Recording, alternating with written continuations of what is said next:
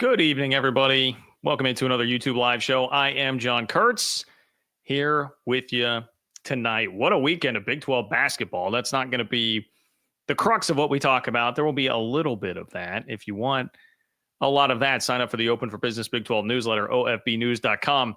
But I just lead with that because, hey, a lot of us here are Big 12 fans, and I had a hell of a time watching Big 12 basketball this weekend. Things are getting a little bit crazy. More on that in just a moment. It's a part of the big problem that Brett Yormark may have on his hands, which you can see in the outline there.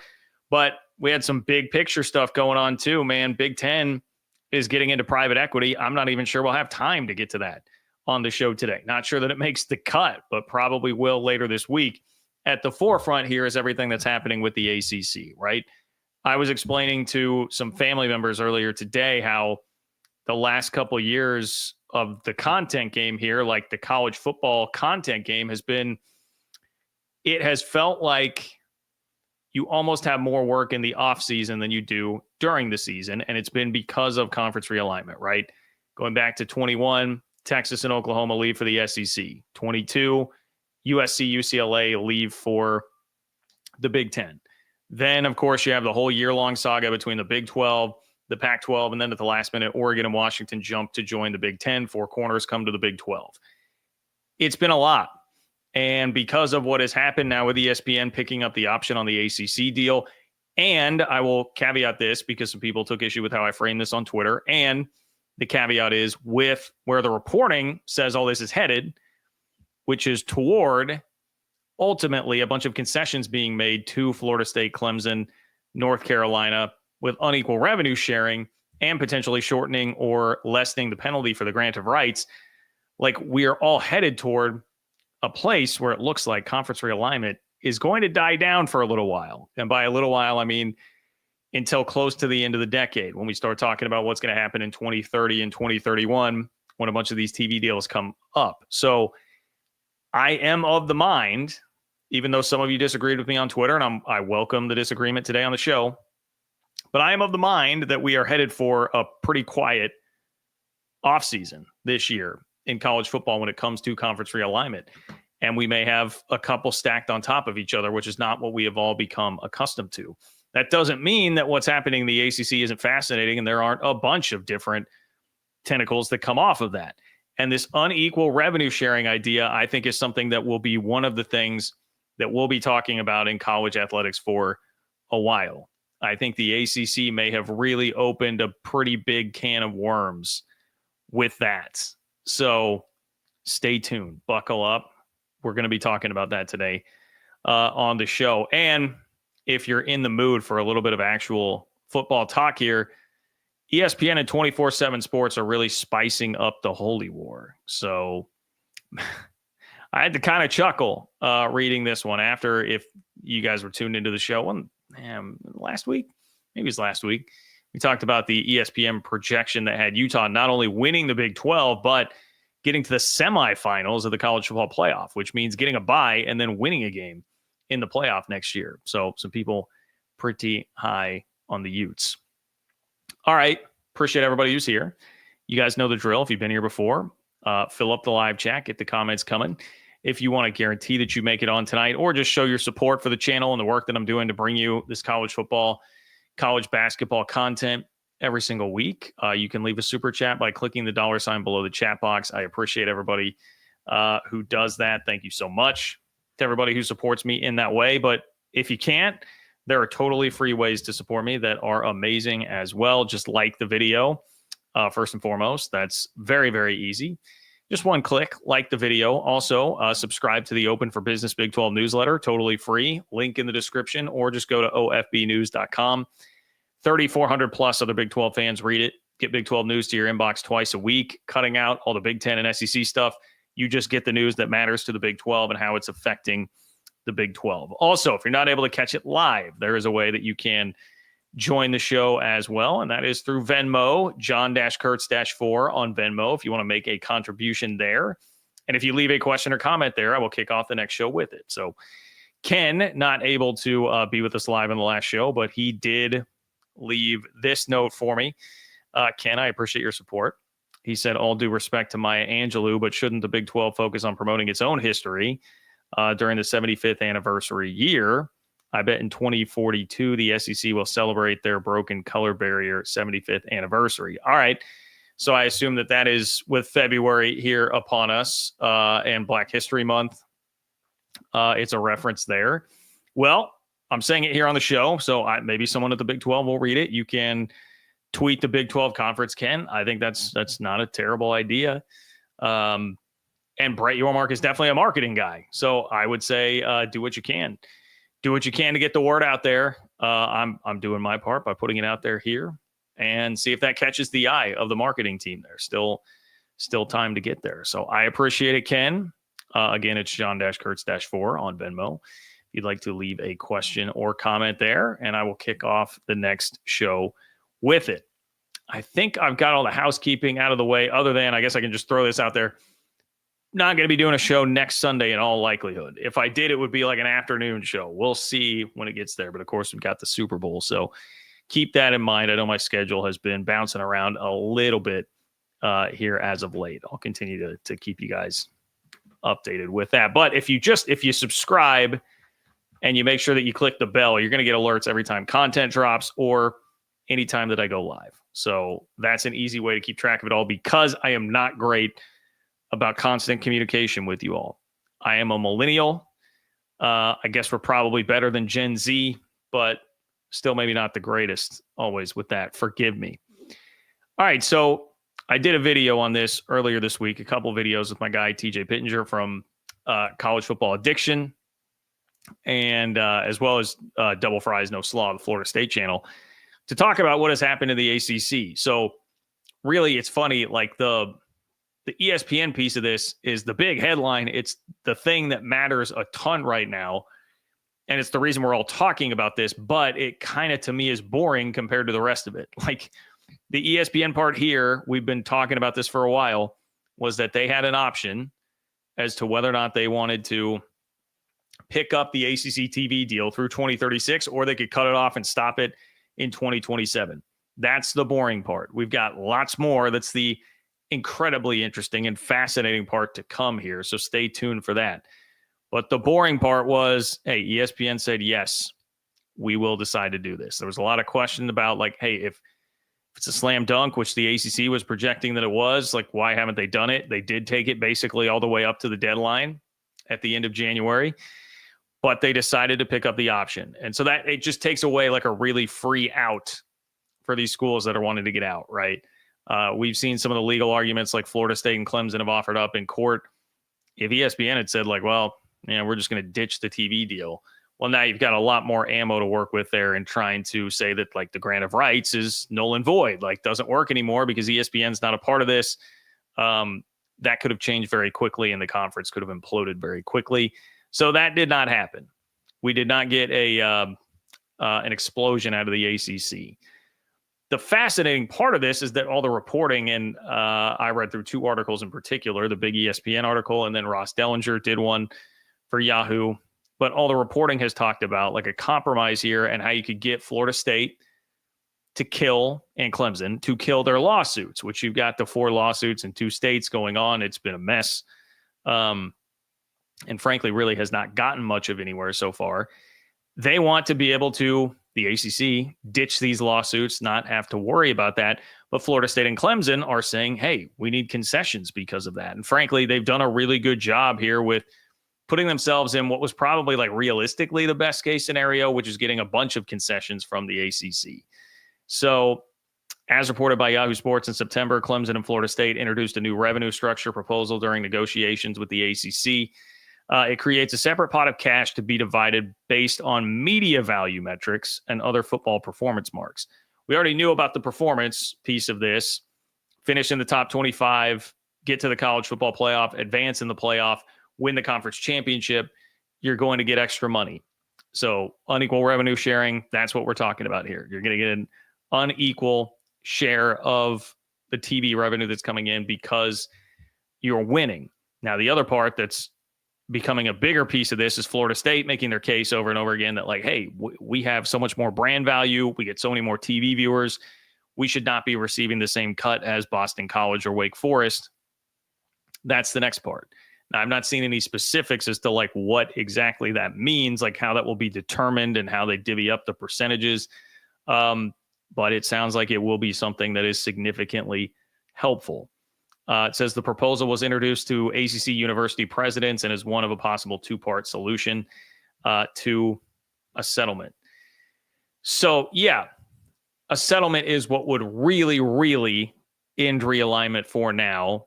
It would appear until the 2030s. Now, there are still things that could come up. One of them is Big 12 and UConn. Keep that on the back burner. But there are still things that could come up. But in terms of like major Power 4 realignment, I think if you get that settlement, we're basically looking at shelving that for, think about like Texas, Oklahoma, that started about 2 years before they left. So 2028, 2029, somewhere around there. I do think Dellinger mentioned even like 27, maybe you'd start talking about it again. We'd probably have a couple of years without anything major there.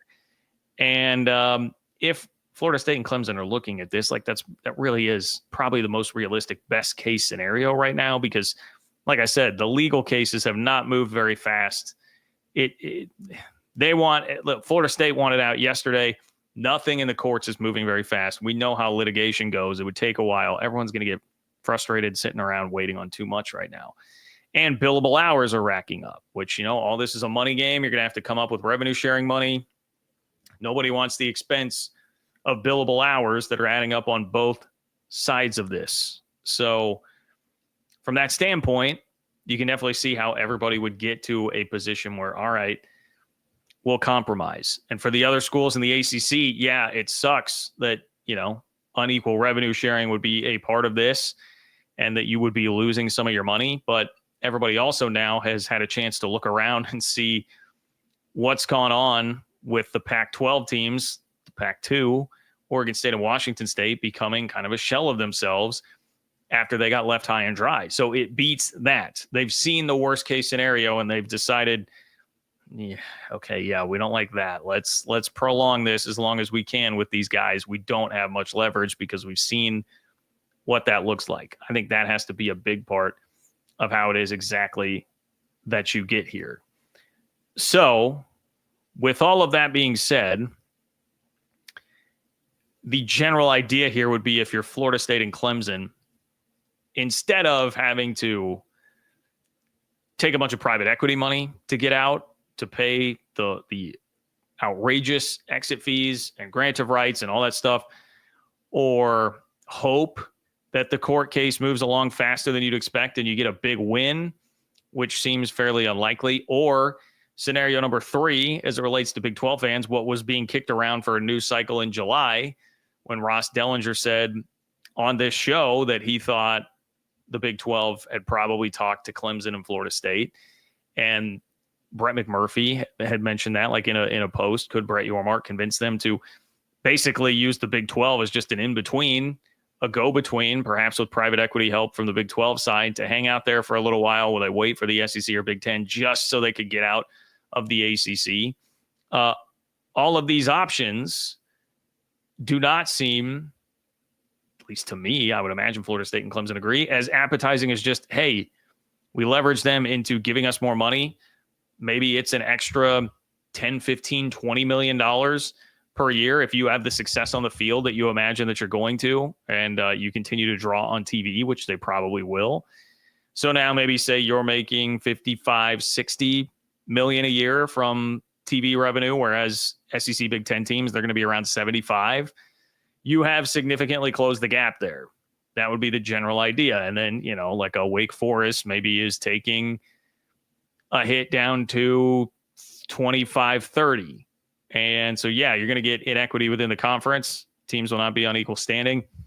That's where this newsflash, that's where we've been heading for a very, very long time with all of this. So one thing from a Big 12 standpoint that you would have to kind of cross off your list there is, yes, if there was the, it's not, Hail Mary is not fair because it's not something like the Big 12 has to have, but the out of this world, like slam dunk, wow, we pulled this off. You get Florida State and Clemson into the conference. I mean, I think that dream is in essence dead here with the ESPN news and what's coming with it, which is likely a settlement coming between all of these schools. But we're not even really scratching the surface on the fascinating piece of this news that ACC and the ESPN came to an agreement and the conference is working on a settlement with Florida State Clemson here. Because the fascinating part is with the revenue sharing, what happens because of that and how does that affect every other conference?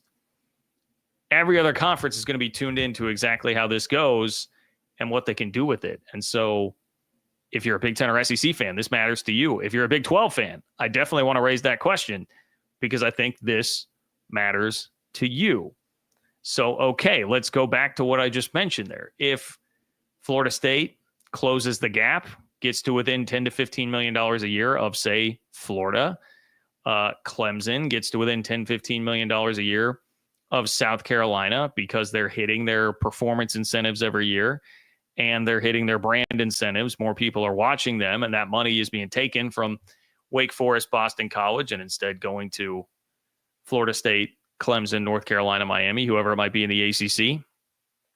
One, the big boys, the SEC and the Big Ten, are not going to like, it's not even really like a total threat, but they're not going to like, hey, they're closing the gap. Like, we got to do something else. We need to find a way to make more money. Well, the big brands are going to look around and go, wait, hold up. I mean, if the ACC can do that and they can punish and out leverage their bottom feeders, why aren't we doing that to Purdue and Northwestern? Why aren't we doing that to Vandy? Like, how is this working? Like, hey, I'm Texas.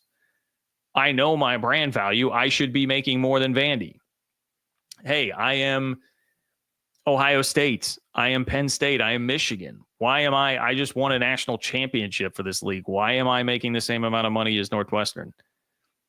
Like, that's not, I mean, watching how all this is unfolded, this crazy, hyper-capitalistic college athletics world that we are in right now, why would you think for a second that Ohio State, Michigan, Texas, Georgia, Alabama would not do the same thing and start to just leverage the hell out of the schools that are below them and start taking some of their money, taking some of that pot? I think that's absolutely something that is going to happen. Copycatting, we already have seen this in terms of like ideas that have started outside of the Power Two that have been adopted there. The Big Ten, Tony Petitti was very against private equity.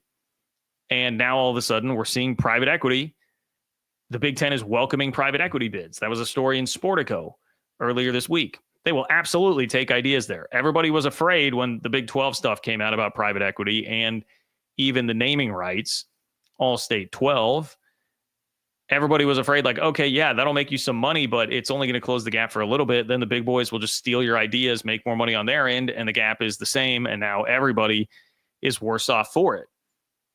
That's already been a fear and something people have thought. So why would this be any different, for those top brands, especially when, if we're talking about like worried about an antitrust suit and, they can't exactly just go off and do their own thing, take their own playoff, make their own league, super league right now. If they're concerned about that, this is kind of like a way to create it without actually creating it.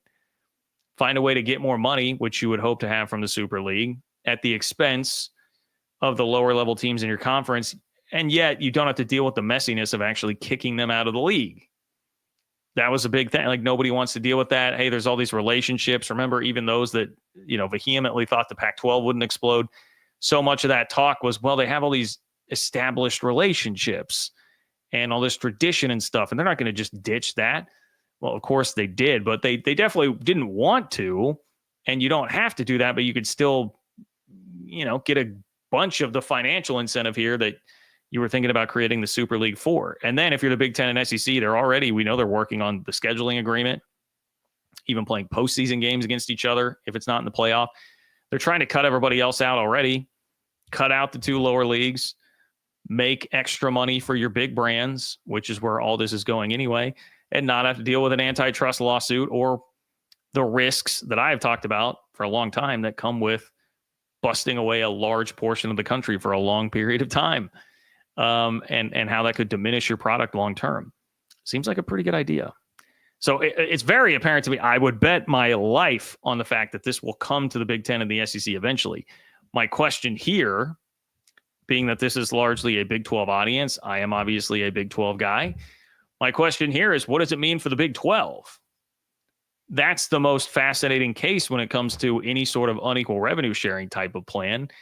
And that's for a number of reasons. One, the Big 12 already dealt with Texas and the Longhorn Network and bullying people around based on that and being leveraged into the Longhorn Network becoming a thing so that you could avoid Texas and others going to the Pac-12 back in 2010, 2011, and then seeing Texas make the extra money from that. And nobody really wants to be in that scenario again as a conference that has a lot of scars from what Texas did to the league when it came to that. To a lesser extent, I mean, Oklahoma got to have their own TV enterprise as well. They just weren't making as much money as Texas and the Longhorn Network. So the Big 12's been there, done that, and I'm sure most across the league feel like, well, we don't want to do that. The other thing, and really the bigger thing here that makes it so fascinating, like how would they handle this if this becomes like the industry standard eventually, is like, who stands to gain from it? Like there's not like a dominant brand, regardless of what a couple of fan bases might try to sell you on or say. And I mean, look, we've got Utah fans and how bullish they were on their program, their football program when they came into this league. They obviously think very highly of themselves, but the reality is, I mean, I know they weren't very good this year, so they wouldn't have hit either brand incentives or performance incentives. And when you don't hit the performance incentives, it makes it a little harder to hit the brand incentives. But we saw the Big 12 TV numbers. Like it was Colorado about double everybody else, and then a bunch of teams that were really similar to each other. Like there was nobody running away with it. Certainly not Utah. They're not enough of a brand to draw to, in this sort of scenario, be able to rely on consistently generating extra money because of that. Maybe you could tell me, hey, I still believe in Kyle Whittingham long term. He's had quarterback injuries the last couple of years. They'll get that figured out. They've got a really high profile or certainly exciting looking transfer quarterback coming in. They'll always have a good defense. I'm buying what ESPN is selling, that they're going to go to the playoff this year. They will win consistently enough that they would benefit from at least the performance-based incentives every year. Okay, maybe we can have a discussion on that. But they would probably argue that they would be this overwhelming brand. They would not. They certainly wouldn't from a TV viewership standpoint. And from a success standpoint, they're not off to a great start in the Big 12. And Kyle Whittingham is not young. He is not young. He's a guy that's already been talking like he will retire very soon, and they have a head coach in waiting. It's an awful lot to put on the line there for that program. Kansas has still fancied itself outside shot at like SEC Big 10 at some point. Some of their fans thumb their nose at the Big 12 a bit. Maybe that's calmed down now that their basketball program has been a little bit humbled the last couple of years. And the football program definitely got humbled this year out on the field. That seems to have maybe toned down a bit, but that's another fan base that might try to tell you, hey, we should be right up there doing that. But K-State was the team that was number 2 in terms of viewership numbers this year in the Big 12, second to Colorado. Not by a ton, but they were second. And, success initiative wise, they've, over the last 3 years, selective endpoints there for sure, but over the last 3 years, been about as successful as anybody in the conference. So I don't think that there's any brand that could legitimately lay claim to right now, hey, yeah, that would be us. Like we would be the team that would really benefit from that. So we need to pound our fist and demand that. And one of those that I just mentioned, Kansas already knows what it was like to deal with Texas and unequal revenue sharing. The Hateful Eight, it's going to be really hard to get them on board with anything like that, especially when there is no obvious dominant brand. Would that change over the next 3 or 4 years? I mean, I guess if Arizona State and Kenny Dillingham, like if they rip off 3 straight playoff appearances, win a game or 2 in the playoffs, then yeah, obviously the success thing would benefit them and they would start to build more of a brand, and they're in a big market and they've got some potential there. But I got to be honest, I don't see that happening. And it's nothing against Dillingham and Arizona State. It's just looking at how many programs here are similarly positioned for success. And I don't think that we're going to have teams every single year being able to win the thing and be that high profile. I think everybody's brand would stay about the same, kind of within the margin of error. So that seems like this would be a no-go in the Big 12. But if it does become the industry standard, does some school that's on a bit of a hot streak decide to put their foot down? I think that's a very interesting question to ask about this league, and how this would go. So, yeah, I thought that was a very thought-provoking question to raise in the midst of all of this. I think you really would have a hell of a time getting enough support on this. We've seen Big 12 schools, if they really don't want something, they will bow up. They will stand up to Brett Yormark, like with UConn and Gonzaga. That's happened. They've kind of put their foot down on that. Like, no, we're not going to do that. I think you would have a hard time getting the support for it right now because everybody, I would imagine that basically everybody, at least enough schools, would be self-aware enough about where they're at and what the actual realities of this would be, that they would not get out there and pound their fist on the table at risk of this creating some sort of problem if someone else does jump up like that and they just don't want to even open up that can of worms after experiencing what life was like with Texas there for a while. So we'll see. As many of you told me, like, hey, man, lawsuits are still technically out there. Like, ink isn't dried on any sort of settlement.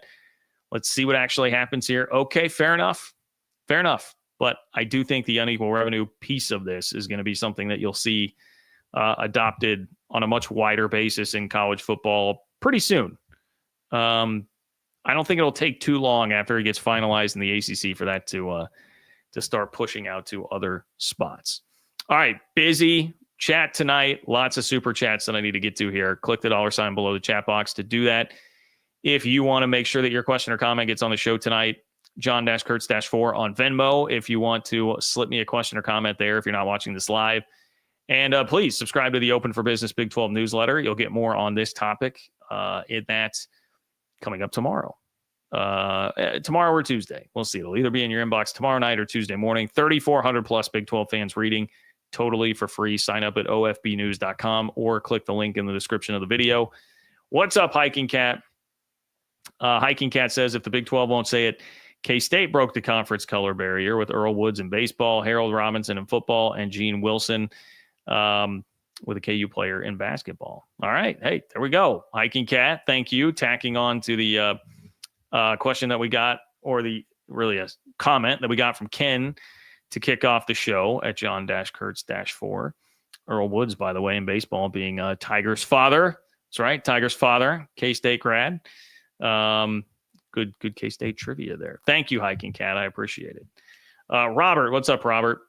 Robert says, hey, John, been a minute catching this live. 3 straight years with 2 Big 12 QBs.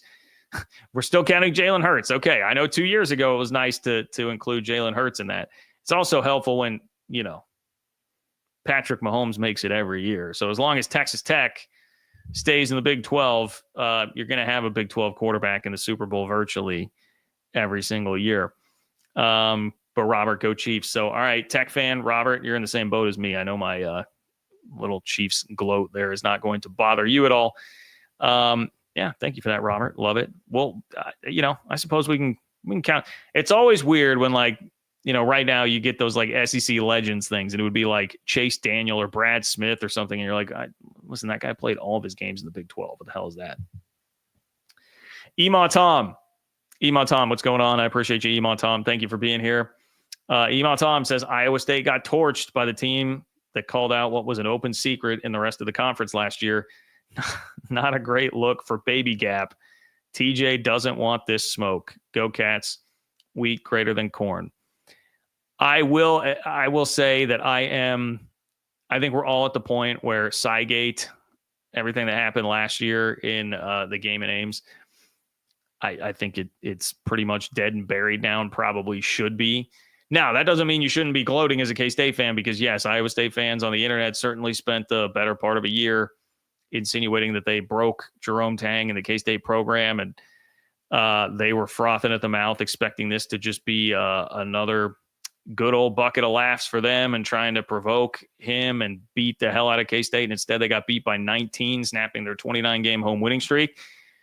I am perfectly fine with you taking a bit of a victory lap on that. I'm just saying I don't want to get too far deep down the road in the Cygate stuff. However, I will point out Jerome Tang is 2-1 against TJ Otzelberger at Iowa State since the accusation. So since then, he beat him in Manhattan, lost to him in Kansas City, which was virtually a road game, and then beat them by 19 at their place.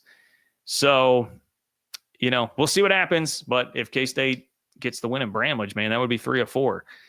Look, Iowa State's going to be fine. They've got a really good team.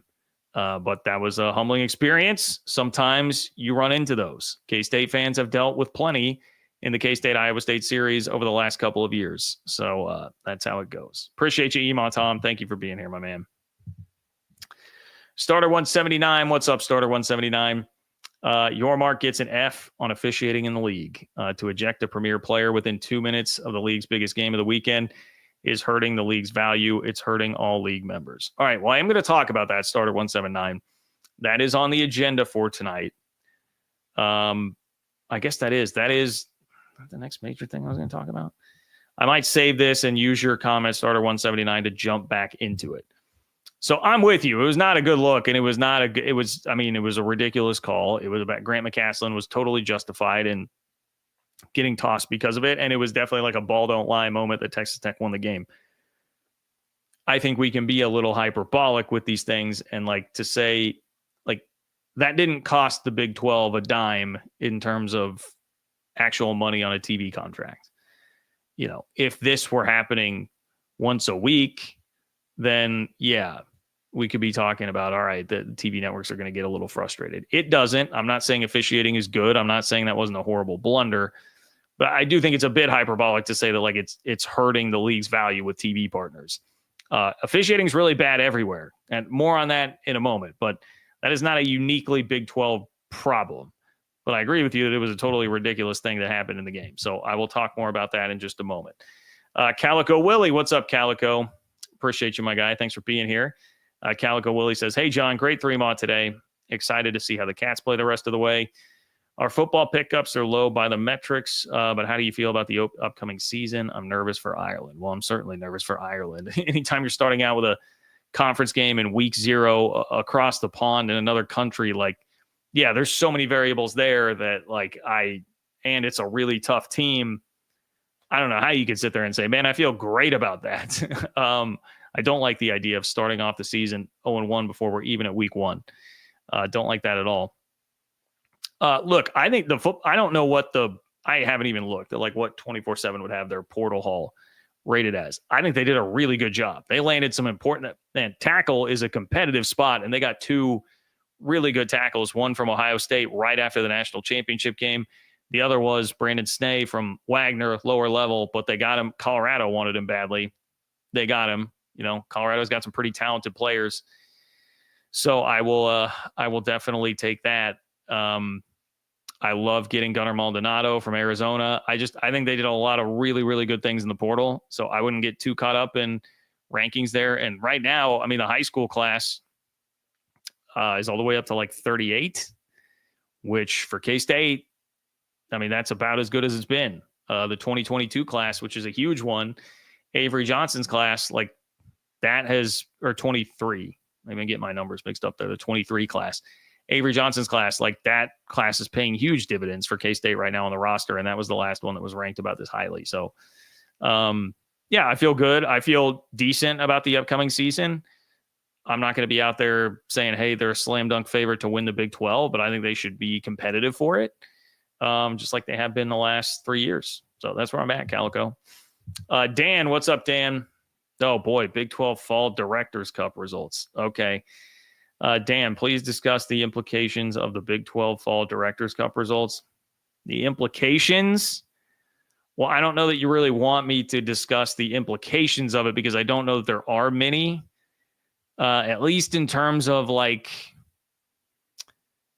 things that really matter to what we're typically talking about here on this channel, like realignment, football, men's basketball money for the schools, I don't know that it's going to have a very significant impact there, because for those, Directors Cup, the Learfield Directors Cup or whatever, it's like best overall athletic department, right? So you're getting scored on points for every championship that you're winning across the board, or how you're finishing in sports across the board. BYU 4th, Texas 10th, West Virginia 22nd, Iowa State 27th, Cincinnati, TCU, Oklahoma State, Arizona State, Utah. Obviously, if you have more sports, it's going to be helpful there too, and performing well in the Olympic sports. Like, for instance, I just know this because I know K-State. K-State has the bare minimum of sports that you need to be a Power 5 FBS school. So that's always going to hurt. And look, schools like BYU have far more money and resources to pour into Olympic sports. So it's great. Look, take nothing away. I would have guessed, Dan, that you're a BYU fan. That's awesome. And BYU, I would have put my money on to win the thing every single year in the conference. I don't think anybody's really going to touch BYU because of what I just said. You've got more money and resources to spread out among the Olympic sports than anybody else does. And the Big 12 needs an athletic department like that just to give you some extra prestige across the board. Again, not that I ultimately think it really matters much in terms of a realignment, media, dollars sort of deal, but it's something that certainly you would like to have in the conference. And I think BYU will carry the mantle for that. So I hope that answers the question and what you are looking for there. And that's cool. Not saying it's not cool, not trying to diminish the accomplishment at all. Let's see. We've talked about, I guess I really talked about this with TJ, and you should go back and watch the videos with TJ that I did earlier this week, and check out College Football Addiction, check out Double Fries, No Slaw. But I mean, the next realignment wave, definitely 2030, 2031. That's what you need to look at. One of the biggest pieces of the Florida State reporting that's out there right now, the ACC reporting, is that they are trying to negotiate either a reduced exit fee in 2031 or just get the grant of rights to cut all the way back to 2031. And that's because they're seeing the TV deals from the Big 12, SEC ending right then. And that's when people believe the next real wave of conference realignment is going to start. So that's the back end of this. I think the unequal revenue sharing is the most fascinating part of it, but the most consequential part of it would be if they can get that changed. Grant of rights tweaked or the exit fee tweaked. One of those things is going to be what would be ultimately most significant for those ACC schools and for the future of the ACC conference, because they're just trying to be ready to jump when everything's going to be in flux again. Okay, so let's go back actually to Starter 179 here. Let's go back. Starter 179. Yormark gets an F on officiating in the league to eject a premier player within 2 minutes of the league's biggest game of the weekend is hurting the league's value. It's hurting all league members. All right. This is about the Texas Tech Houston game. So Brett Yormark has done an excellent job as commissioner, but I do think he's got a real problem on his hands after this weekend. I would not say, like Starter 179 kind of insinuated there, that it's like, hey, TV's going to be calling, ESPN's going to be calling and being like, hey, man, no way we're getting you more money on your deal if you're having that happen in one game. It's just not. If it were happening every other night, that'd be one thing. Officiating is bad across the board. But because of the fallout from some of this, Brett Yormark definitely does have a problem on his hands. So all across the sport and across the sports world, not just this sport, college football, across the sports world, college football, college basketball, you're hearing all about bad officiating. You guys know, if you've been watching the channel at all, I'm a Chiefs fan. What do you think I've been hearing about nonstop for the last 3 weeks? Officiating. How bad it is. All season long, I listened to Josh Pate pretty religiously during the season. Would definitely recommend his show if you're into college football. But he has hammered officiating the entire year. In most instances, I would say rightfully so.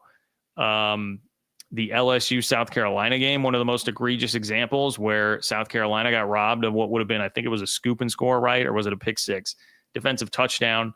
That was probably the difference in the game and could have been the difference in the playoff, making the playoff or not for them at the end of the day. Very consequential.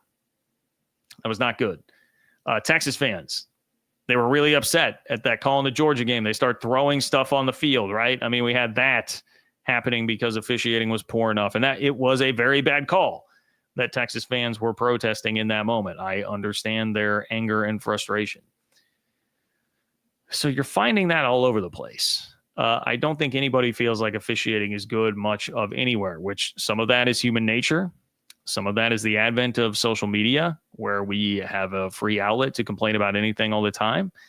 Some of it is not devoting enough resources to officiating, not having an organized enough system. I know that, like Josh Pate, for instance, would tell you that that's a big part of the problem in college football officiating, that even college football officials agree it's just not organized enough. And you've also got guys who are doing this as like a second job.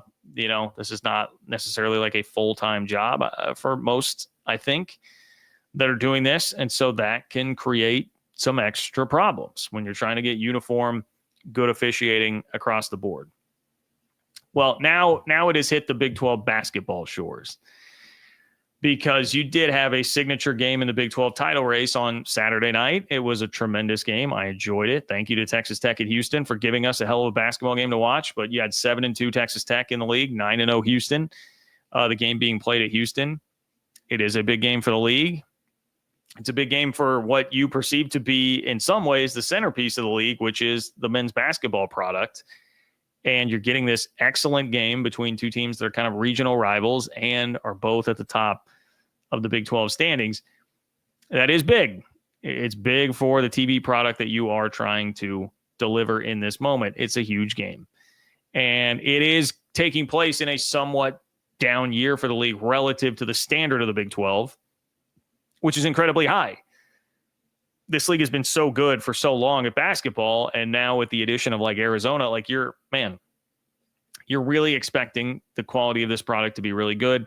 It's been a bit down this year, a bit disappointing. So highlight what's great about it, right? In a primetime Saturday night slot. And unfortunately, before the first media timeout, one player gets ejected. And in fact, it's the best player for one of the two teams involved in the game, a guy who I put on my midseason first team, all Big 12 team, and JT Toppin. And he gets ejected for, I mean, I hope you guys have seen it. I'm a little leery about playing it here just for copyright issues with YouTube. But Field of 68 tweeted a video of it. If you just search JT Toppin on Twitter, you're going to be able to find the video if you Google search it. What essentially happens is he's trapped and he jumps up to try and throw a pass. And as he jumps up from the sideline to throw a cross-court pass, like he's trying to get enough force on the ball and torque his body enough to get the pass away. And so his foot kind of flies out a little bit as I kick my camera.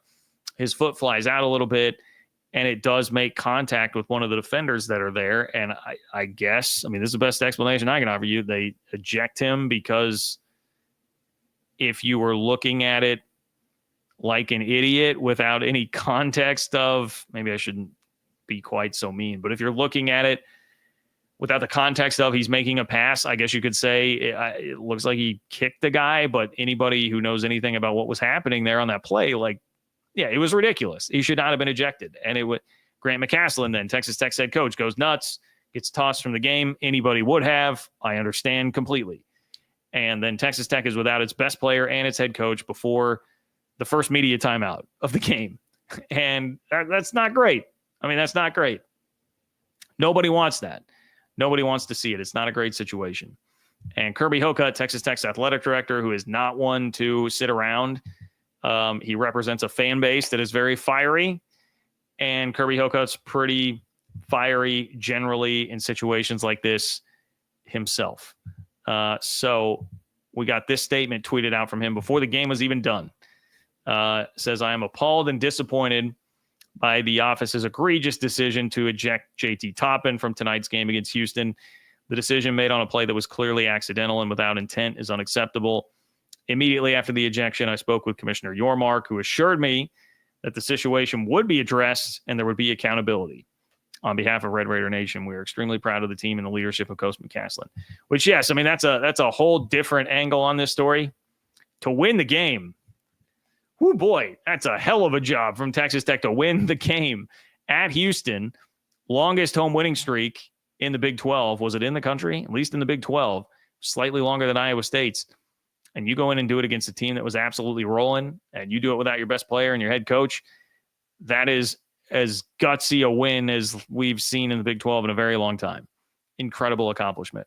But if you notice in that statement, Kirby Hocutt is saying, hey, Brett Yormark promised me something would happen. So this is the problem that Brett Yormark has on his hands. Like, what do you do now? What do you do? This is the second time that you've been publicly pressured in the span of about 4 months by an athletic director in your league, basically to do something about officiating. First being Mark Harlan, famously, the athletic director at Utah. Now with that, Brett Yormark had at least the advantage of, well, that call was certainly debatable. That is, Mark Harlan is not objectively to everybody in the right on that. In fact, I think now that we've seen the alternate angles, most would tell you that that really was a hold, and it was fine. Of course, there was a defensive holding call late in the Holy War game with BYU. And it was easy to, the language Mark Harlan used, saying the game was absolutely stolen from Utah, and he was disgusted by the professionalism of the crew, and we are excited about being in the Big 12, but tonight I'm not. We won this game. I mean, he went so strong with the language, unprompted, that, very easy for Brett Yormark to just come out and be like, no, we're not taking that. You're fined. Be quiet. This is different. Anybody watching that is like, what is that officiating crew doing? JT Toppin should not have been thrown out. That's objectively an asinine thing to do. So you're not in the same position here. And now you've got an athletic director that has gone out and said, hey, you need to do something. I've been assured that something will happen. So now we wait. And I guess my question is, I don't know exactly what Brett Yormark does. He can make a statement. I guess you would maybe have the power to say, we're not going to let this guy do Big 12 games anymore. But it's not like these officials are like league employees. So I just don't know the level of control that you actually have over the officials. Guys are doing games in multiple different conferences. I mean, it may be that they're generally doing mostly Big 12 games, but they're not like your employee. John Higgins, who everybody remembers, I mean, he's now the Big 12 coordinator of officials, I believe. So is it something with him? Does he have to fall on the sword with this? I don't know exactly what you realistically can do here. Because a lot of the issues, I think, they run deeper than just the Big 12. It's general organization and how it's set up within the sport and within college athletics. So good luck. I guess I would just say good luck to Brett Yormark. Your athletic director has put you in a position where you're going to have to do something, or else apparently you're not a man of your word. I mean, I see how much people would really care about that, but you're being pressured here. Second time you've now taken a public pressure from an athletic director within the span of 4 months here. And this is not, Brett Yormark is a big picture deal maker. He is a marketing guru. I think we've seen with how some of the tiebreaker stuff has been handled in the past. It's not always the nuts and bolts of how competition is happening that seems to really be his strong suit. That's a little more new to him based on where his background has been. So I'm intrigued to see where it goes. I'm intrigued to see where it goes and what action would possibly be taken here. Because I don't know exactly. This is not a defense of the official by any stretch, but it is at least me throwing my hands up. I don't know exactly what options Yormark has. We'll see. All right. More super chats here. Appreciate all of you guys for being here. We've got Al. What's up, Al? Thank you for being here, Al. Al says, do you think the K-State men's basketball team can make a run for the NCAA tournament? And how do you feel about the K-State women winning the Big 12? Well, thank you, Al. Al, did I meet you at Big 12 Media Day? I'm thinking that may be who. My apologies if that's incorrect. Do you think the K-State men's basketball team can make a run for the NCAA tournament? I'm not even allowing myself to talk about that unless they go 2-0 this week, which they've got at Arizona State and Kansas then at home. That would at least get them above 500. It would get them to 3 quad 1 wins. Here's the thing. They are playing demonstrably like an NCAA tournament team right now. In fact, Bart Torvik, one of the better analytics sites in college basketball, my guy Cole Manbeck pulled this, but if you go look at the last 3 games, which K-State has won in blowout fashion over West Virginia, Oklahoma State, and at Iowa State, over the last 3 games, K-State has played like the number 1 team in the nation, according to Bart Torvik. They have played better than anybody else in the country over the last 3 games. You say, well, John, small sample size. I mean, yes, obviously. But if you want to extend it out to the last 6 games, they're still number 8 in the country right now. It was 10. It has moved since to number 8 over the last 6 games. K-State has played like a top 10 team over the course of now 3 weeks of basketball. My point is just like they've turned the corner. If they keep playing at that level, I don't know. You probably got to get to 7-3 at minimum down the stretch. You've eliminated literally any margin for error. I'm not going to get my hopes up too much about that. It's just like, let's set the table as well as you possibly can for next year and try and have some fun and get some fun wins along the way. But that's kind of how I would outline like where that's at. How do I feel about the K-State women winning the Big 12? I mean, I feel pretty good, but I also have to just be fair and say, and this is a bandwidth thing. It takes all of my bandwidth to keep up with a full-time job and the newsletter and following men's basketball and football and just having a personal life. I just don't have a lot of time to watch much Big 12 women's basketball. I haven't found much time this year to watch K-State. I wish that I could. I feel badly about that. It's just kind of a reality of life. I don't watch like hardly any NFL outside of the Chiefs because I just don't have the bandwidth for it. It's just kind of my, that's where it's at with trying to take on all these other things. So I can't give you like a great opinion on that is the point. So I try to be humble enough there to admit that when I can, but appreciate you, Al. Thank you for being here, man. Michael, what's up, Michael? Michael says, what up, JK? What's up, Michael? Appreciate you. One of my favorite Cougars. I keep missing live shows. Been forever. Just jumping in to show support and say hi to all the Big 12 fans except Utah. Hey, thank you for that, Michael. Much appreciated, my friend. Hashtag Go Cougs indeed. Go Cougs, baby. Thank you for being here. Michael is a great dude. Matt, what's up, Matt? Matt said ASU player headbutted Arizona after the game. ASU head coaches didn't shake hands. I had this as a topic. It kind of was another one like cutting room floor, just didn't quite make it. Wild. I mean, I don't think anything can top the Holy War in football this year in terms of a Big 12 rivalry and what happened after the game. But Arizona and Arizona State tried to make it. I mean, they were giving it a damn good effort to make it close with that game. Bobby Hurley did not have his players shake hands with Arizona after the game, like pulled them off the floor. Arizona won at Arizona State. Bobby Hurley pulls Arizona State's players off the floor. And then the post-game press conference calls them classless and insinuates his like parting shot was him insinuating that he would not vote Caleb Love for all Big 12. I mean, look, Arizona State fans, I did not watch the entire game. I have not followed in depth Arizona State basketball this season other than just from a big picture standpoint. So it's unfair of me to judge any of this too harshly, but it doesn't seem great. It doesn't seem great. As a K-State fan who watched Jerome Tang go through everything that happened post challenging TJ Otzelberger in the post-game handshake line over what was later reported to be allegations of taping the huddle with guys with cell phones. Like everything that came after that was pretty bad. And even if you were feeling very convicted about that and that you had a case and a point, probably better to handle it behind closed doors just because of what kind of a distraction it can create for everybody, including your team.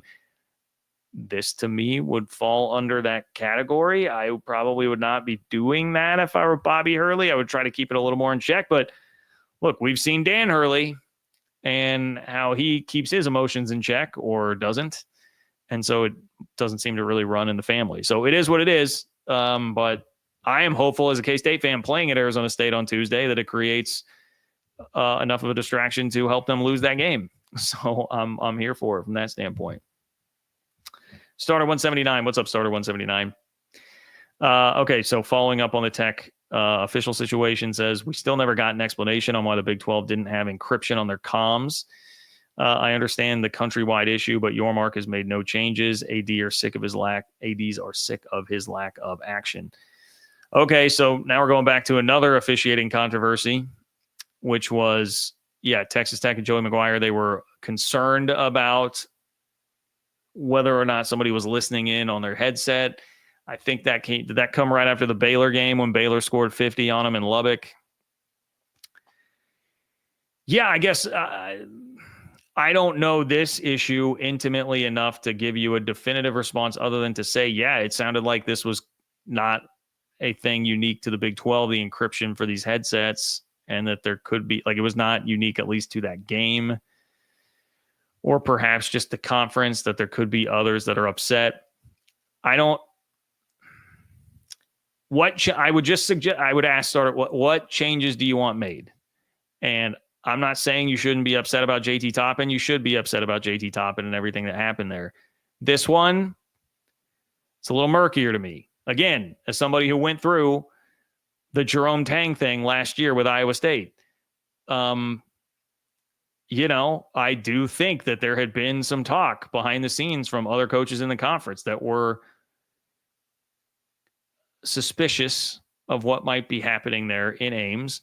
But you got to be, if you're the guy that brings it public in a heated moment at the end of the game, it's just going to blow up and create this crazy distraction, and you won't be able to prove it. And, all these things.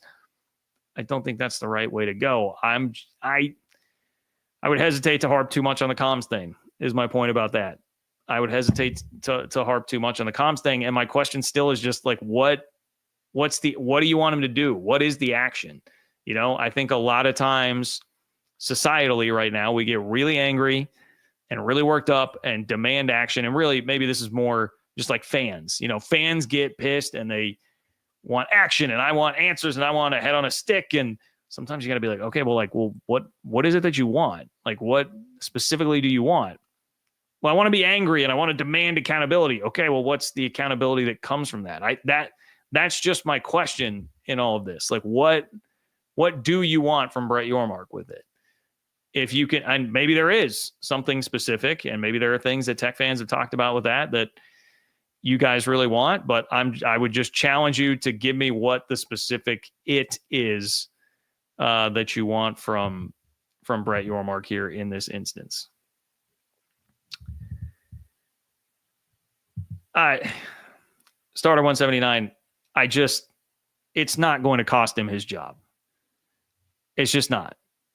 What matters, these athletic departments are having to pay revenue sharing, right? It's a $20 million bill that is coming out of nowhere. You need to stay with good leadership as close to the top of the sport as you can to survive that and be able to pay it. Nobody wants to be Oregon State or Washington State. Brett Yormark has aced the important part of this. He has aced the important part of this. He showed you that with how shrewdly he negotiated everything with Colorado to get them to be the domino that tipped and brought the Four Corner schools over.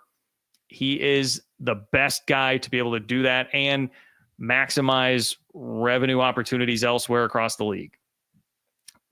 Yes, I don't doubt that there are frustrations with some of the, like I said, I complained ad nauseum about the tiebreaker issue when that came up, not this football season, but the season before. I don't think his strong suit is the nut, because he has not been a lifetime college athletics guy. His strong suit is not like the nuts and bolts of competition and everything that is happening. But like it or not, that would be cutting off your nose to spite your face if they got rid of him. People around the league are smart enough to know that that's not the way to go here. So, I'm sorry to laugh it off. I know that you're a Tech fan and you're upset, which, by the way, you won the game.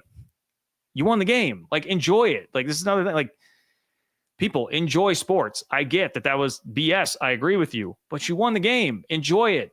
You don't need Brett Yormark's head on a stick today. Like that does just chill out and enjoy it, and don't cut off your nose to spite your face and get rid of the guy who nails the big picture stuff. Okay, run him out of town because he can't, I guess, figure out an officiating crew well enough for you, or get encrypted headsets. And then in 2 years, everybody is Oregon State and Washington State, and you're scrapping together trying to figure that out. Like, no, don't do that. I don't think that that's really any actual threat at all. They can be unhappy with him. They're not going to fire him. Starter, what can you cite your sources, Starter? Like, again, I know I have heard certain things that there have been little frustrations. Okay, they're a little frustrated. They're not firing him. I just think this is an overreaction. Man. Tech fans, I love your passion. You're also pretty good at overreacting to things like this. I just think this is an overreaction, man. I've probably entertained it a little longer than I should. And I appreciate you, Starter 179. You're a good dude. Nothing personal. I just would say take a deep breath and take a step back. Brett Yormark's not getting fired. People may have their frustrations. I'm sure Kirby Hocutt is frustrated with what happened with the officials, but you haven't given me anything real specific. You're citing officials and press conferences. That's not something Brett Yormark can dictate. Again, they're not like league employees. He can't force officials to have press conferences. So I just, look, you're a fan. I get it. It's what fans do. I'm a fan myself. I have irrational things happening from time to time too. It is what it is. I want to get to this last story. Here, even though we're running a little bit over on time. So this is your cue that if you do have something else, click the $ below the chat box in order to get your submission in. John-Kurtz-4 on Venmo if you're not catching this live and you want to still be a part of the show. That's how you can do that there. Like the video. Totally free way to support the channel. Appreciate everybody who does that. Subscribe to the Open for Business Big 12 newsletter. Appreciate you. 3,400 plus who are subscribed there totally for free. Don't deal with Big Ten and SEC BS when you want your college sports news. I'll filter it right down for you to the Big 12. Okay, so BYU fans, pull up a chair here. Even after pummeling Colorado last year, winning 10 games in the regular season, making it an 11-win season after the bowl game, BYU is still taking some shots from the national media, still getting beat up a bit here. And I just feel like it's unfair. And some of it, I wonder, like, man, like Texas Tech fans, Texas Tech fans would not, if they were in the same position, they had the same season, there would be heads on sticks. There would be outrage. There would be heads on cacti.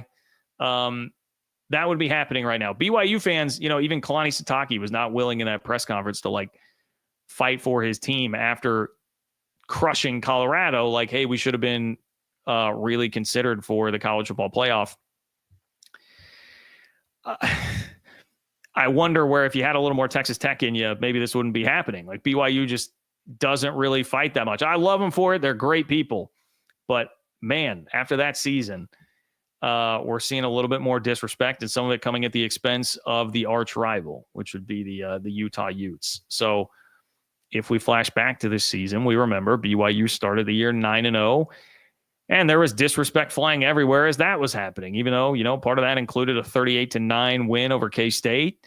No respect, no real respect for BYU. It included a win at SMU, which would go on to be one of the most impressive wins in the country, specifically among teams that were competing for the last at-large spot in the playoff.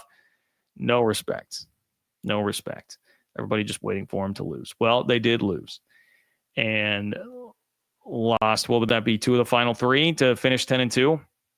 But then we're sitting there and you compare blind resumes. They should definitely be in the discussion for an at-large spot. Absolutely. They had an objectively better resume than Miami, who was considered to be one of the last teams out. Alabama, the resume is at least comparable. But then how about SMU gets into the field after losing at home to BYU? You would think that would have warranted at least some consideration, some conversation. It did not. So the disrespect was happening there. And I guess I should say, based on all of that, I would not be surprised. If you would have asked me, like, the day after the Alamo Bowl, like, would you be surprised if BYU didn't get very much national respect heading into next season? I would say, no, I probably wouldn't be surprised. So maybe I shouldn't act quite the way that I am about this. But, man, we get this from 24/7 Sports. They did a list of basically teams that they think are overrated. And it's BYU makes the list. It says 24/7 Sports early ranking, unranked. So they have them unranked. And they took the average of a bunch of preseason polls, way too early polls, whatever you want to classify it as. And they said BYU is averaging out at number 16. They would have them unranked. And here is the blurb. It's from Brad Crawford, who wrote this. Ranked as high as number 9 in one poll and unranked in several others, most organizations expect the law of averages to consume the Cougars. BYU brings back several key starters from an 11-win team, 1/3 of those victories coming by a single possession, including triumphs over Utah and Oklahoma State, essentially as time expired. The front runner for the Big 12 looks like, get ready for this, BYU fans. You ready for this? Just make sure you're seated.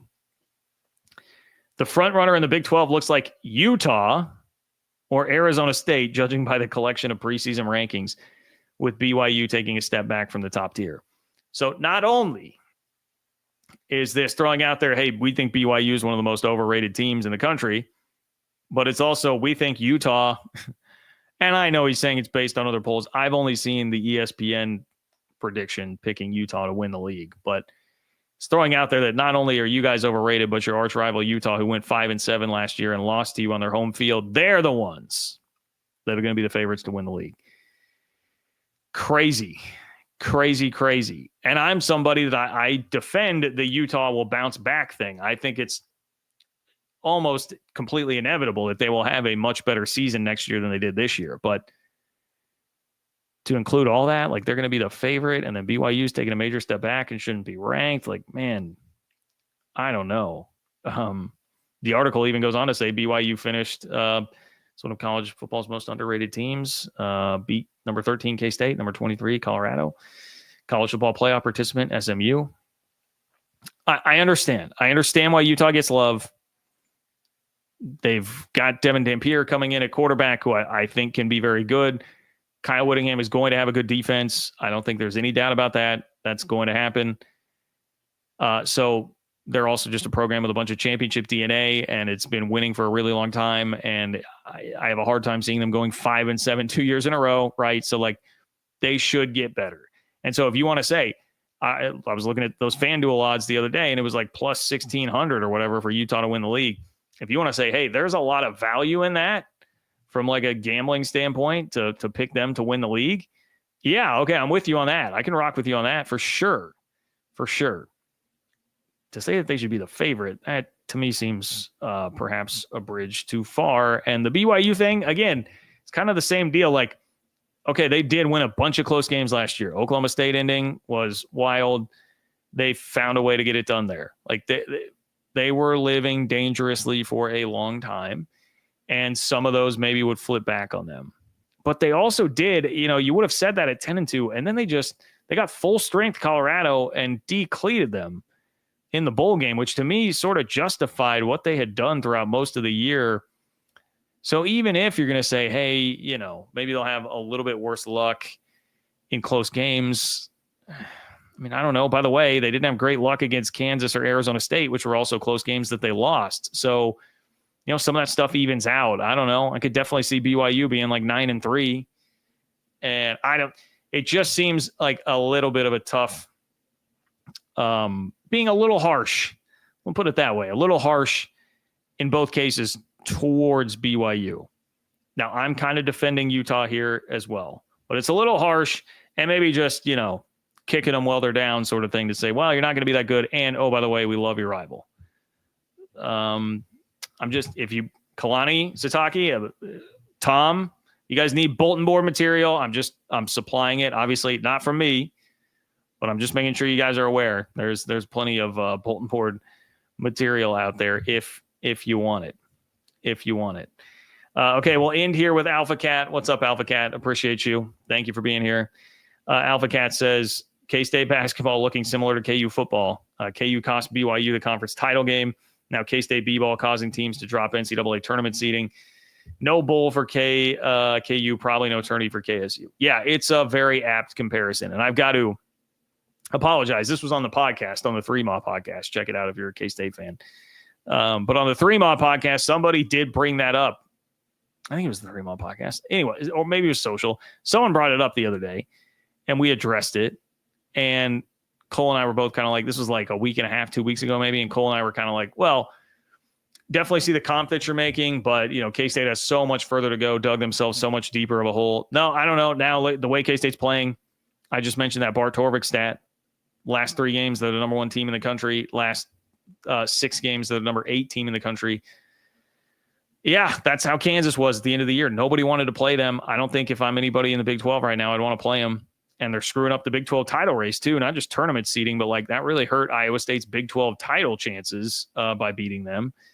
So yes, very, very similar situations. And also, yeah, I think it's way too high of a mountain to climb in all likelihood to make it back to the tournament. You just have zero room for error right now.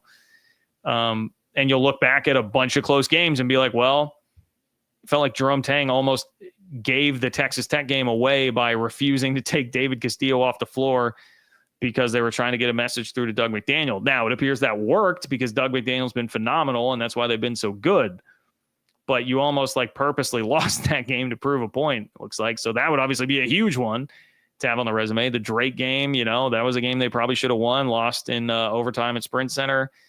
TCU, they had a 6-point lead with 2-3 minutes left in that game and lost on the road there. That's another one. Baylor, they were up double digits in the second half. Like a lot of situations there where you can look and say, hey, if you get like 2 of those to flip back the other way right now, you could be talking about a realistic shot at making the tournament still. But it is what it is. I'm just enjoying that the basketball has been much more fun to watch from this team for now. KG 10-5. What's up, my man? Let's just say that Utah and Arizona State will be dual threats over BYU next year. Ooh, hashtag go Utes. All right, a Utah fan in here. I like that. We don't get enough Utah fans in here. I can understand why. It's not always been the most Utah friendly place. Our relationship became a little adversarial from the jump. But yeah, look, I think both Utah and Arizona State can be pretty salty next year. I definitely do. The interesting thing with Arizona State will be how does Kenny Dillingham handle what will be, much, much different expectations next year as opposed to what it was in year one. And Utah, like I said, already made the case for why I think they can be a lot better. I know it's somewhat rudimentary to just be like, well, quarterback injuries completely, that screws up everything with the offense. And so now you got a transfer quarterback that looks good. You're always going to have a good defense. As long as transfer quarterback can stay healthy, your offense should be much better and just should help keep the wheels on a little straighter for everything there with that team. So KG 10-5. Bring some more Utah fans here, my friend. Bring some more Utah fans. Tell a friend. Like the video. Appreciate you, everybody who's here. Thank you for being here. Like the video. Leave comments. Please subscribe to the Open for Business Big 12 newsletter, ofbnews.com. Big 12 news to your inbox twice a week. 3,400 plus other Big 12 fans already subscribed. Let's see. What else do I tell you guys all the time? I feel like I'm forgetting like a housekeeping thing. John-Kurtz-4 on Venmo. If you have a question or comment and you want me to kick off the next show with it, you can do so there as well. All right. Thank you all for being here. Have a great start to your week. And yes, starter 179. Let's go Chiefs indeed. Let's go Chiefs. Super Bowl week, everybody. Take care.